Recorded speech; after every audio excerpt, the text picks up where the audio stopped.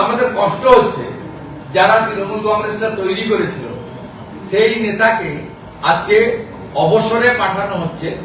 বাবুল সুপ্রিয়, কোয়েল মল্লিকদেরকে, মেনকা গুরুস্বামীদেরকে, রাজীব কুমারের মতো টেন্টেড একজন কুখ্যাত আইপিএস কে জায়গা করে দেওয়ার জন্য সুব্রত বক্সিকে আজকে বাধ্যতামূলক অবসরে পাঠানো হচ্ছে। এটা পশ্চিমবঙ্গের রাজনীতিতে খুব পীড়াদায়ক এবং দুপক্ষের হাতে কিছু বাড়তি ভোট আছে।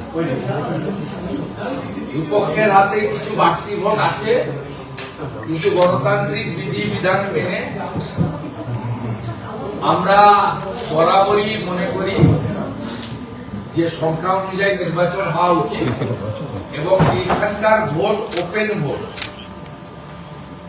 আমরা চাই না গণতান্ত্রিক বিধি বিধান মেনে ভোটারদের কেনা বেচা, ক্রস ভোটিং এগুলো হোক।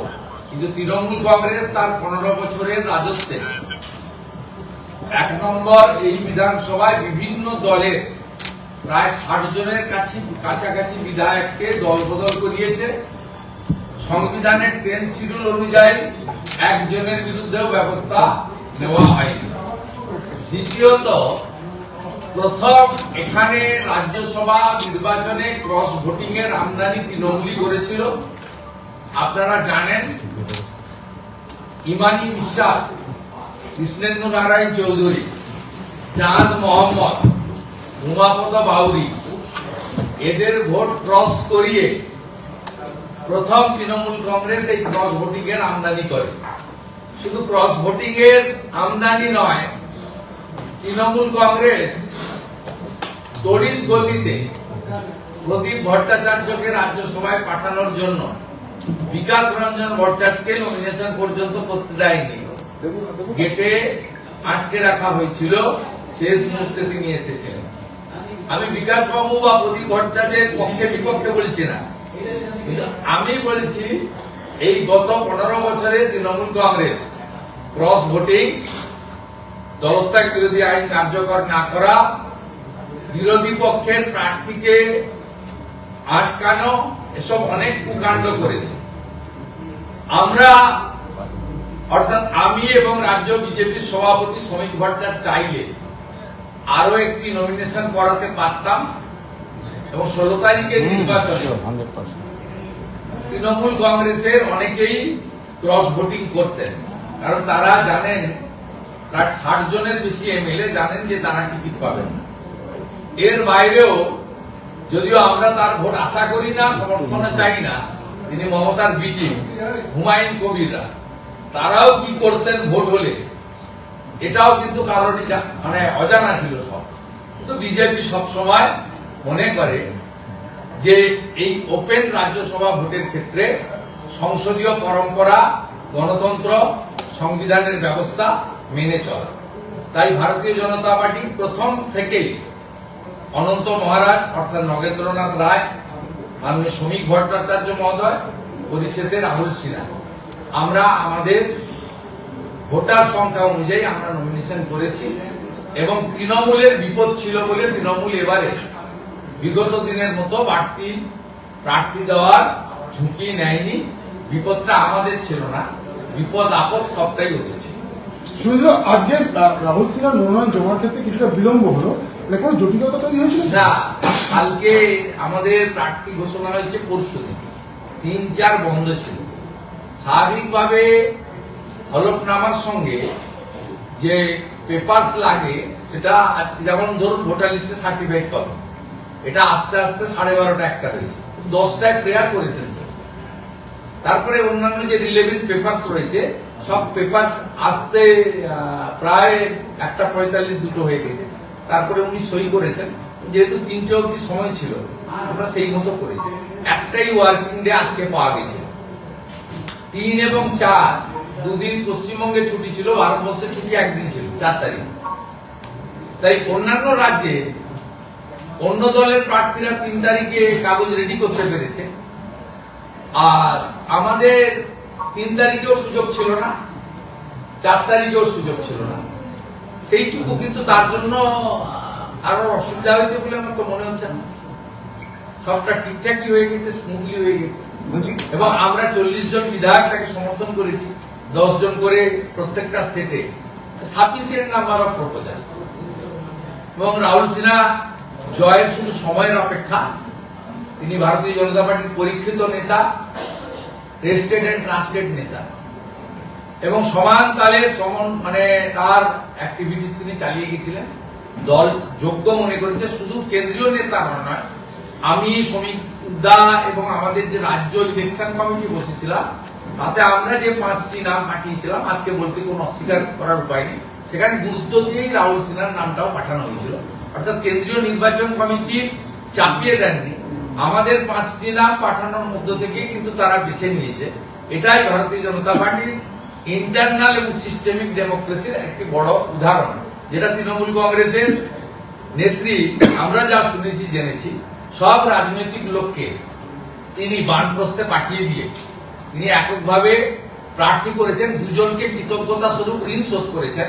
সারদার ইলেকট্রনিক্স ডিভাইস নষ্ট করার জন্য রাজীব কুমারকে রিওয়ার্ড দিয়েছেন, আর বিনীত গোয়েলকে আরজি করের অভয়ার কেসে বাঁচিয়ে দেওয়ার জন্য মেনকা গুরুস্বামীকে তিনি আজকে গিফট দিয়েছেন। সুব্রত বক্সির মতো উনার যুব কংগ্রেসের সময় থেকে অদ্যাবধি সুব্রত বক্সি হাঁটতে পারেন, চলতে পারেন, এখনো জেলা করেন। এখন আপনারা জিজ্ঞেস করতে গেলে বক্সিটা বলবে যে আমি নিজে থেকে না বলেছি। তো আমাদের কষ্ট হচ্ছে, যারা তৃণমূল কংগ্রেসটা তৈরি করেছিল সেই নেতাকে আজকে অবসরে পাঠানো হচ্ছে। বাবুল সুপ্রিয়, কোয়েল মল্লিকদেরকে, মেনকা গুরুস্বামীদেরকে, রাজীব কুমারের মতো টেন্টেড একজন কুখ্যাত আইপিএস কে জায়গা করে দেওয়ার জন্য সুব্রত বক্সিকে আজকে বাধ্যতামূলক অবসরে পাঠানো হচ্ছে। আমাদের কষ্ট হচ্ছে, যারা তৃণমূল কংগ্রেসটা তৈরি করেছিল সেই নেতাকে আজকে অবসরে পাঠানো হচ্ছে। বাবুল সুপ্রিয়, কোয়েল মল্লিকদেরকে, মেনকা গুরুস্বামীদেরকে, রাজীব কুমারের মতো টেন্টেড একজন কুখ্যাত আইপিএস কে জায়গা করে দেওয়ার জন্য সুব্রত বক্সিকে আজকে বাধ্যতামূলক অবসরে পাঠানো হচ্ছে। এটা পশ্চিমবঙ্গের রাজনীতিতে খুব পীড়াদায়ক, এবং দুপক্ষের হাতে কিছু বাড়তি ভোট আছে। দুপক্ষের হাতে কিছু বাড়তি ভোট আছে, কিন্তু গণতান্ত্রিক বিধি বিধান মেনে আমরা বরাবরই মনে করি যে সংখ্যা অনুযায়ী নির্বাচন হওয়া উচিত, এবং এইখানকার ভোট ওপেন ভোট। আমরা চাই না গণতান্ত্রিক বিধি বিধান মেনে ভোটারদের কেনা বেচা, ক্রস ভোটিং এগুলো হোক। কিন্তু তৃণমূল কংগ্রেস তার 15 বছরের রাজত্বে 1 নম্বর এই বিধানসভায় বিভিন্ন দলের প্রায় 60 জনের কাছাকাছি বিধায়ককে দলবদল করিয়েছে। সংবিধানের 10 শিডিউল অনুযায়ী একজনের বিরুদ্ধেও ব্যবস্থা নেওয়া হয়নি। দ্বিতীয়ত, প্রথম এখানে রাজ্যসভা নির্বাচনে ক্রস ভোটিং এর আমদানি তৃণমূলই করেছিল। আপনারা জানেন, ইমানি বিশ্বাস, কৃষ্ণেন্দু নারায়ণ চৌধুরী, চাঁদ মোহাম্মদ, উমাপদ বাউরি, এদের ভোট ক্রস করিয়ে প্রথম তৃণমূল কংগ্রেস এই ক্রস ভোটিং এর আমদানি করে। শুধু ক্রস ভোটিং এর আমদানি নয়, তৃণমূল কংগ্রেস তড়িৎ গতিতে প্রদীপ ভট্টাচার্যকে রাজ্যসভায় পাঠানোর জন্য বিকাশ রঞ্জন ভট্টাচার্যকে নমিনেশন পর্যন্ত করতে দেয়নি। গেটে আটকে রাখা হয়েছিল, শেষ মুহূর্তে তিনি এসেছিলেন। আমি বিকাশ বাবু বা প্রদীপ ভট্টাচার্যের পক্ষে বিপক্ষে বলছি না, কিন্তু আমি বলছি এই গত 15 বছরে তৃণমূল কংগ্রেস ক্রস ভোটিং, দলত্যাগ বিরোধী আইন কার্যকর না করা, বিরোধী পক্ষের প্রার্থীকে আটকানো, এসব অনেক কুকাণ্ড করেছে।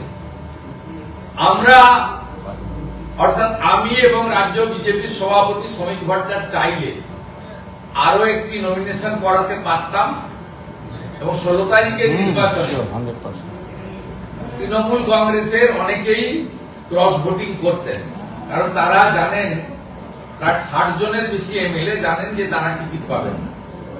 এর বাইরেও যদিও আমরা তার ভোট আশা করি না, সমর্থনে চাই না, তিনি মমতার বিটি হুমায়ুন কবিররা তারাও কি করতেন ভোট হলে, এটাও কিন্তু কারণই মানে অজানা ছিল সব।